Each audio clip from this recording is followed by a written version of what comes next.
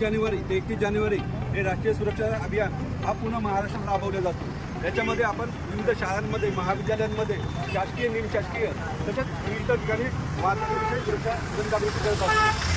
आणि रिक्षावाल्यांना हे शहराचं दिशा आणि कसं ठरवणार आहे खरं सांगायचं तर यामध्ये काय होतं, रिक्षावाले प्रामाणिक रिक्षावाले त्यांच्याकडे कुटुंबासाठी जातात, कुटुंबाच्या गाडी चालू करत नाही, त्यांचा उदरनिर्वाह चालू करतात, रिक्षात बसतात, ज्यांचं अपडेट आहे त्याच लोकांना बसतात। पण तरीसुद्धा आम्हाला तुम्हाला हे सांगायचं राष्ट्रीय सुरक्षा अभियानाअंतर्गत की कृपया सर्वांनी युनिफॉर्म घालत जा।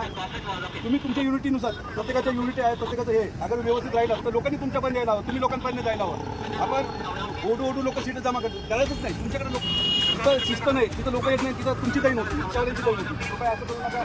शहरासाठी आपण खूप महत्त्वाची भूमिका निभावतात आणि एक दिवस बंद असले रिक्षावाले पूर्ण वातावरण होती। एवढंच काय, पेट्रोलचे दर, इंधनाचे दर वाढले तर शेअरिंग या प्रकारामुळे लोक बरेच मध्यमवर्गीय लोकांना शेअरिंगमुळे दिलासा भेटतो।